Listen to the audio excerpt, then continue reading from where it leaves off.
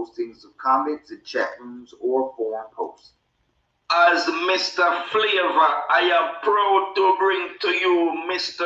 Is the Music Maestro. Y'all ready. Yes, I am back, man. And while I was gone, man, I was just thinking, man, yo, I had an amazing break, man. And we're gonna have to catch up on that, man. I'm gonna have to tell y'all all about how we went to the Caribbean and all types of stuff.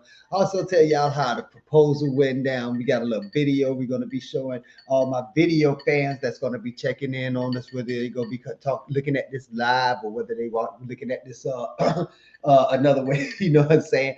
But man, it's been a beautiful life, man, and I just want to say thank you again to all my fans out there for listening. So, without further ado, let's go ahead and get on it. So, what has been going on?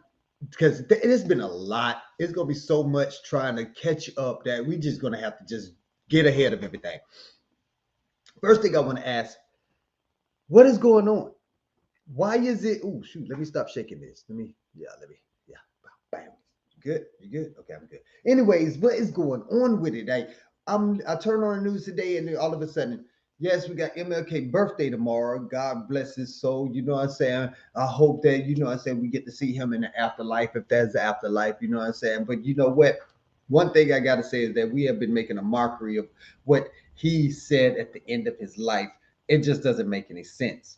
When that man said he feared he integrated us into a burning house, he didn't expect us to be throwing matches onto the fire as well. It's like, damn, throw some more matches on that, man. It ain't big enough, man.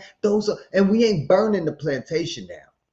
No, that's not what's happening. What's happening is we're burning ourselves down. We're burning the slave quarters down with us still in it. Why am I saying that? Well, I turn on the news and I'm seeing Raphael Warnock. You know, I said after his great win, I'm glad he was able to win over Herschel Walker. I don't that CTE dude. Anyways, I had to actually take a double take. I had to check myself after I took that double take. But let me tell y'all why I had to take that double take. I had the nerve to look at this thing and see Raphael Warnock at his church in the Ebenezer Church in Atlanta, sitting next to Joe Biden, the man who did not show up for his midterms at all. Am I missing something? Did I see Joe Biden down there? You know, I saw Barack Obama go down there. I saw that. I also saw Trump go down there for all the other candidates. You know, I said especially Herschel. I don't know. Anyways, that actually are a match made in heaven. You know what I'm saying? I still believe that Trump was the best president for black people in this country because he was about to burn this motherfucker down.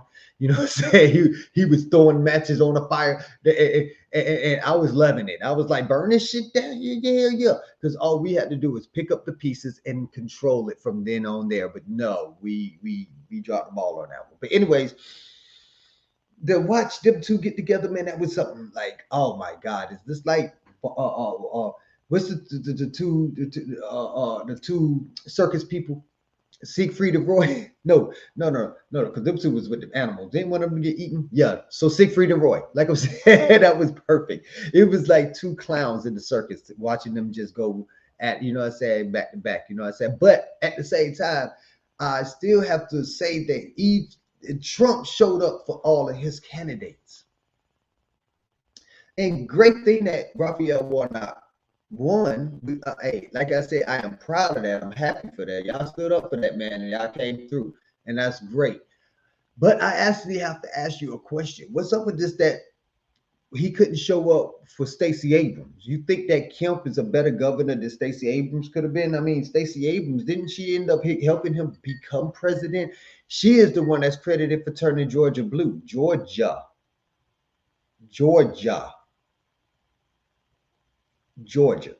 Turn Georgia blue. She's credited for that.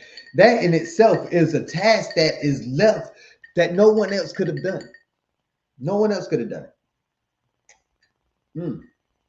And I just believe that when Biden came, that was kind of a slap in our face. And if you don't believe it's a slap in our face, then it was more like Master coming down to the slave quarters. Though saying because you know he got this good slave out there, he got the house, the slave quarters under control, so now he feels safe. Because with Stacey Abrams, there wouldn't have been no he felt safe. There wouldn't have been no he got Kamala Harris because he feels safe. He needed somebody that wasn't going to check his hand. And we know Stacey Abrams don't play the fucking fiddle. She don't play the motherfucking violin because she play that motherfucker. She do that thing. And she would have held Biden accountable to the point where we would have been seeing some kind of actual progress in the actual not the people of color community. That's great that that people of color are making strides. But I'm just saying it's kind of weird that we still haven't gotten anything strictly for the black community. And I just happen to wonder why. That's all. I just have that wonder. What's really going on? What happened there? We say we got the anti-lynching. Yeah, made it a federal crime to make it an anti-lynching. To lynch a black person is a federal crime. You're gonna go to club fed. Man, look, I don't know how many of y'all actually been to state or how many of y'all have actually been to fed. But if any one of y'all have ever actually been to both, you want fed. You don't want to do state. You want the fed. That this is the reason why your boy was trying to get federal time. The one who killed George Floyd. This reason why he was trying to get that federal time. He was trying to get it because it's easier, smooth sailings and fed. They're gonna take care of you and fed. You gonna eat good and fed. That's why it's called club fed. You know what I'm saying? But in the state, they treat you like trash. It's a prison. And I'm honestly, when it comes to prisons and the actual real usage for a prison, then I actually am very, very confident in the states providing such an atmosphere. Now, I don't trust the justice system that gets the people there. I don't want to get that twisted. I don't want to get that mixed up. I trust the prison system in the states to be a good prison system. But I don't trust the justice system to send the people to the right prison system. It just doesn't. They send anybody and everybody. It doesn't matter. But when you get there, prison is exactly what it is. You don't have any rights in prison. So to say that there's prison reform really should be coming along with the administrators and what the administrators should do and the COs should do. But it won't go about what the prisoners get. That's true prison reform because again, prisoners have no rights. So if you ain't got no rights, what are you fighting for? You fighting to survive. You fighting to live another day. You're fighting to be able to get out of there if you got something to get out for, or you just fighting to just have a peaceful life while you waiting on to die. That's all you can fight for now. You ain't fighting for that cornbread. You fighting for quality of life. Boss, tell them about the gun line, boss. That's the gun line. They're gonna continue to knock us down and continue to make us look at other people, look at our own people like we'll call them Uncle Toms, not even knowing what a real Uncle Tom is. Our Uncle Tom is not anybody that you think it is. Y'all think it's just somebody who is a bootlicker, kissed the white man's ass, he just is anti-black and all that. That ain't even Uncle Tom. That was Sambo. Sambo was the bootlicker. Sambo was the Samuel L. Jackson in Django. It wasn't Uncle Tom. Uncle Tom was a hero. Uncle Tom was a slave. Let me give you a little bit a literary lesson. Uncle Tom was a slave. Uncle Tom had got his freedom by following the Underground Railroad. Once he got his freedom, he went up to the North and made a name for himself. Not only did he make a name for himself, he built businesses and helped other people make names for themselves so that he could go back and help the slaves that were still slaves. And he ended up getting a cabin. This is a true story, this ain't just in a book. This is a true story. And he ended up getting this cabin, to getting a piece of land, a large piece of land, and they tried to come and take it, and he wasn't having it. In the story, he wasn't having it. So y'all over here calling people Uncle Toms, thinking that that means the same as coon. This is what I mean by these people got your brains mixed up. So y'all can automatically be confused. They got y'all so confused in this thing, y'all don't even know what you are saying. You saying one thing, and in all actuality, you saying a totally different thing. This is why when you see Joe Biden coming up into the black church when he wasn't there before on Martin Luther King Day, y'all don't see that as symbolism. You see that as symbolism. You don't see that as a game. You don't see that as a political ploy. He needs you in 2 years, and he still ain't brought you nothing to even, bargain with. Like Ice Cube said, man, we need a contract for Black America. Why are we not establishing that contract right now, bringing it to whoever for 2024? What are we doing? Where is the Black Congressional Caucus at? What are they doing? Where is the HBCUs? Where is everybody? I know what are you doing, Eric? I'm telling y'all to get this shit together. I'm here for it. I'm all here for it. But I can't do it by myself. Cube tried to do it, and you clowned him. You clowned him because this is what we do. Remember, the person that killed Malcolm X looked like Malcolm X and looked like you and me. We kill ourselves every chance we get, shoot ourselves right in the foot, and we expect people to respect us. Come on now, we got to put our own foot forward, man. If we really want to see change, stop inviting them into our house. Let's go to their house and put our stipulations on how you're going to stay in this house, boss. Remember, we're the ones that put you here, boss. So, boss, what you gonna do for me, boss? I mean, y'all act like y'all ain't never seen that movie Glory and don't know why Denzel Washington got his back whipped the fuck up. You know why he's got his back whipped the fuck up? Because they out there dying for them on that battlefield, and they can't even get him some proper fucking footwear. After they whipped him, they went to go take. They had to cut them boots off his feet, and when they did, his feet looked worse than his back. That's that shit y'all didn't see. That's that what didn't register because your emotions got caught up. You say, oh, they treat us like trash. Da, da, da. Yeah, so what are you going to do about it? We can't wait till they kill us. We always wait till they kill us. We can't do that no more. Because if we wait till they kill us, then they doing exactly. They got us exactly where they want us at. We got to stop being reactive. When are we going to start being proactive? When are we going to stop inviting them into our home and giving them a pass? When are we going to start acknowledging history and say, you know what, things have not been set or have not been set right? They haven't. Oh, you went and kidnapped a whole bunch of monkeys in Africa, and I ain't trying to call us monkeys, but just listen to the analogy. You go kidnap a whole bunch of monkeys in Africa, you bring them back to the United States, and now you have to release them. You're not going to release them in America. You're going to release them back in Africa in their homeland. Why? Because you let these monkeys go over here in the United States, and this shit is going to hit the fan. If y'all ain't seen Planet of the Apes, then I don't know what to tell you. But I'm talking realistically. These just shit is going to hit the fan. These monkeys don't care, but they're going to be running all over this country. And I ain't saying we're monkeys, but at the same time, I feel motivated by those monkeys. They want to call us monkeys, then we need to, hey, let's run all over this land, take back what was taken from the people who was on this land. Since you say it ain't us, you saying we were Africans. Okay, cool. Let's take this land back over, give it to who it belongs to, make a pact with them like we had before, and then go home.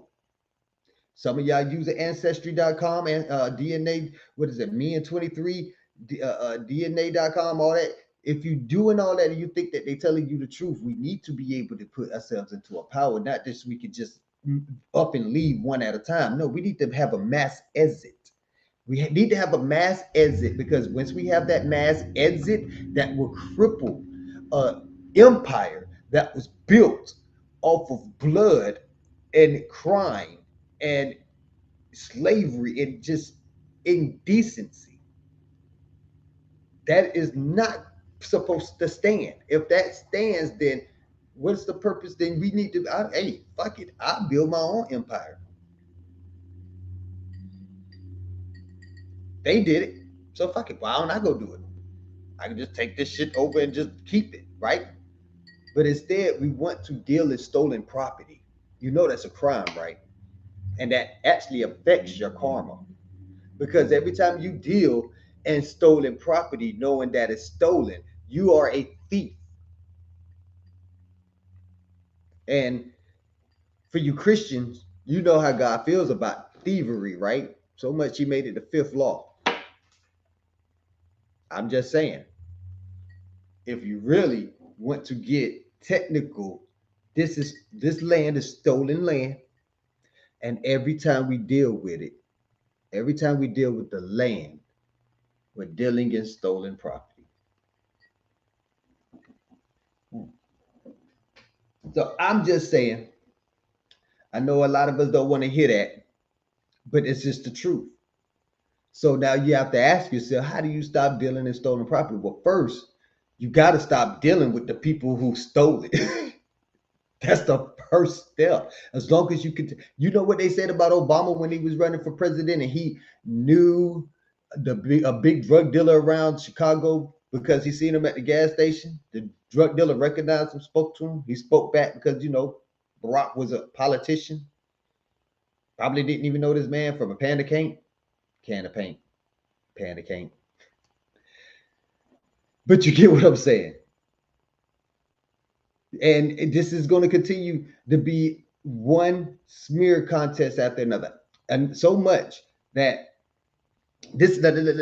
follow me on this one.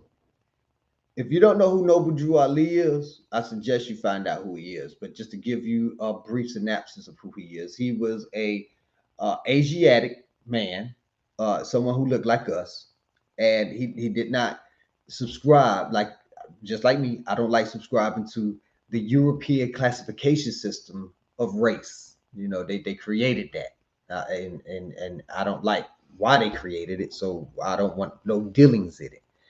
And so this is why you don't learn about him during Black History Month, because he didn't subscribe to the black. He subscribed to our ancestors who are the Asiatics. But anyways, that's beside the point. That was back in 1914, after he came back from Egypt, and he started a church that you would call a church. It's called the Moorish Science Temple of America. First it was the old Canaanite Temple, and then they started the MSTA, the Moorish Science Temple of America. So a lot of y'all probably heard of the MSTA. But anyways, when he died, before he died, there was a big scandal that happened. Of course, if you doing something that the government don't want you to do, they are going to make it harder for you to get things done, right? So there was a murder that happened. I believe it was CK Bay, I want to say, or not CM Bay, say CK Bay or CJ Bay, something like that. It was one of the elders of the Moorish Science Temple of America who went at odds with Noble Drew Ali and tried to split the temple in half. Have his people follow him and try to discredit the people who followed Noble Drew Ali. Well, while Noble Drew Ali was out of town, he ended up getting killed. The dude ended up getting killed. So when Noble Drew Ali came back to Chicago, they arrested him off rip. They said, y'all had beef. So obviously you prime suspect. Well, no charges came upon him. But in a smear campaign, the media put out that he had relationships with 3 women, and 2 of them were underage. They never released names. They never released ages. They never released any other information. That's the only thing you'll find. It came out in 1929 at that, after the prophet had been gone. So he can't defend himself. But yet, they want us to just believe it. Now, this is only one incident, but see, this is the thing. They never brought that back up. You want to know why? They had no real concrete evidence to say anything uh, to say that it actually happened. So by them saying that they had to stop just in case, because you got to remember that not only is the MSTA a religious foundation, it also has a civic organization side as well, meaning that you continue to mess around, you can be sued for libel and for lying on me. You feel me? So if if you could be sued, you ain't gonna continue to spout out this stuff because you don't want to be sued. So they stop. They hit them with cease and desist letters and everything. They stop. Decades later, people who trying to keep you from following the MSTA or the Moorish Divine National Movement or any Moorish paradigm, they tell you they found this article that said that Noble Drew Ali was a pedophile without any evidence. And they pushed this saying that if the newspaper said it, then it's obviously true. Now, these are the same people that if you go and watch their videos, they'll constantly say that one of the main weapons that is used against the so-called black man is propaganda. The media, the media will hunt you down, make up all kinds of slanderous lies about you, and put it out there because they can do that with the guise of saying that it's just media. They didn't mean for it to come off as information, but as entertainment. So they can do that all they want without getting in trouble. So nobody questions the media doing that to us. But whenever you got a person who is teaching something that you don't want to believe in or you don't want others to believe in, then you're going to make them look bad. Because if they do this one thing bad, like be a pedophile, you ain't listening to no more R. Kelly music, are you? Are you? When that rumor came out that he got out of prison a few months ago, you were scared, wasn't you? Wasn't you? But that emotions, they get you caught up in them emotions. Emotionalistic people cannot make logical decisions. So they attack your emotions that they know you have no control over because you don't know who you are. Because instead of calling yourself by the names of your ancestors, you call yourself by the name or the brand that they gave you. So they already know that you're not logical. They already see, like, excuse me, this right here is black, not black. Black, not black. Black, not black. And if you're looking at the seven talking about that's yellow, you're stupid. The black. Yeah, this part right here is black, not black. And I know it's kind of confusing because you want to say, oh, your hair's black. Not really. It is brown. You could tell the difference.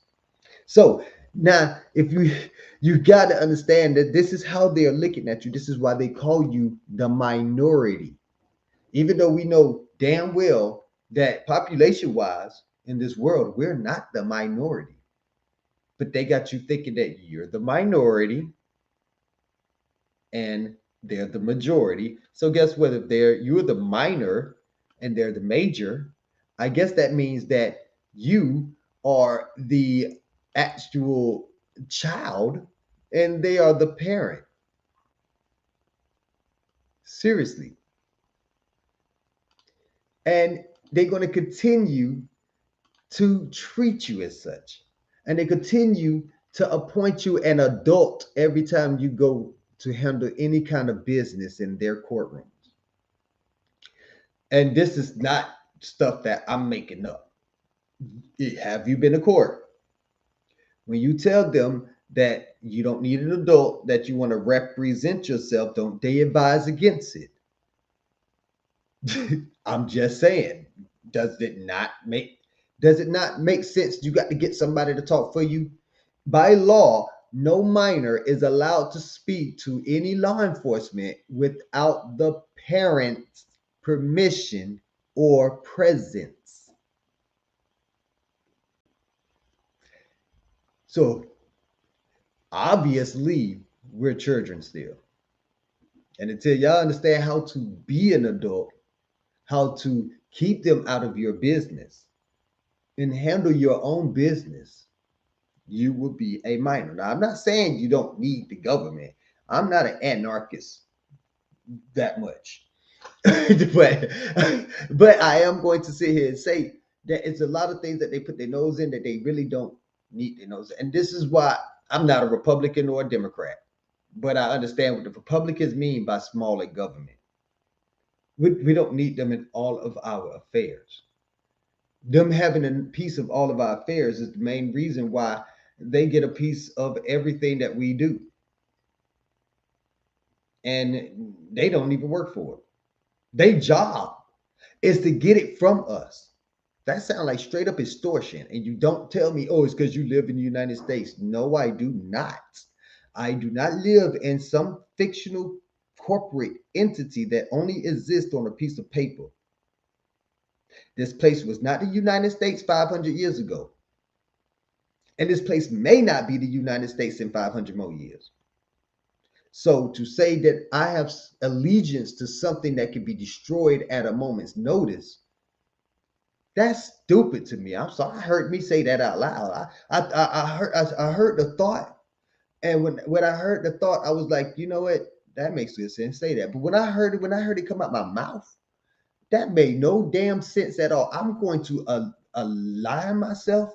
I'm going to pick allegiance to something that could be destroyed, and it would take him longer to destroy me than it would be to destroy the United States, because all you got to do is burn the paperwork. Straight like that. So what I am my allegiance lies with the land. And let me explain.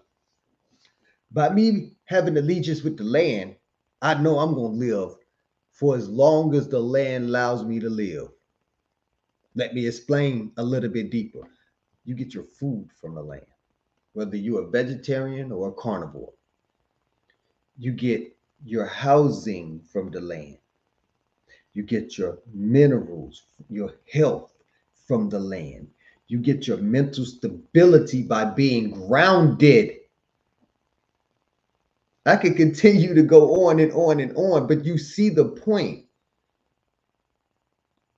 But yet we have to go by man's law, not the law of nature that's already established the way we're supposed to live and have established the way we're supposed to live since the first person, Lucy, all the way into the last person, Dennis. So I'm just asking, how is it that we continue to fight for something we know is wrong? We feel it in our heart that is wrong. We get mad at it every day we wake up. This is why we have a chip on our shoulder. But we continue to feed that same beast that has been ravaging us since day one. And then to say, well, it was back then, it ain't going on now.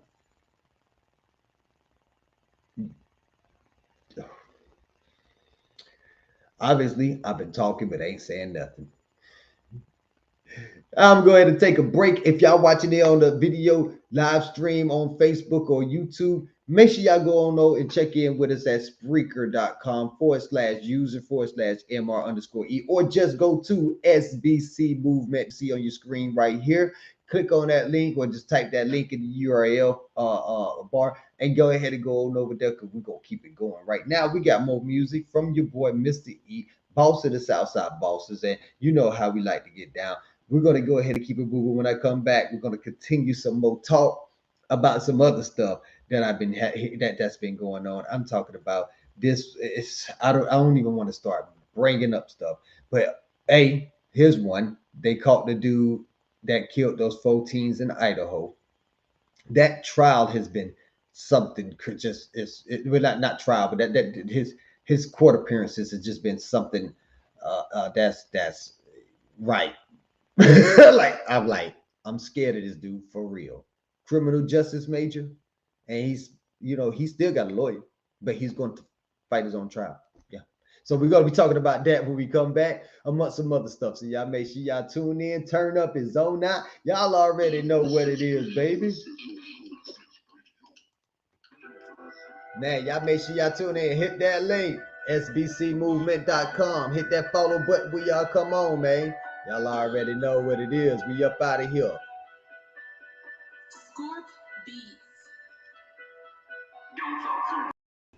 Hello, my name is Mr. E, and I love to bring the best reggae artists to your ear just so you can have the best to listen to.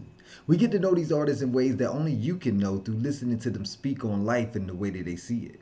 So I want to invite you to follow our podcast to keep up or even find a new favorite artist by clicking the link above and just hitting the follow button. From legend artists such as Glenn Washington to brand new emerging artists like Sky the Limit, reggae is an art form full of artists and we have them here with us on BOSS Radio. You never interacted with the art if you can't vibe with the artist. So this is your perfect chance to understand the lyrics, emotions, and sounds the way they were meant to be. Hit that follow button today so you can stop missing out right now.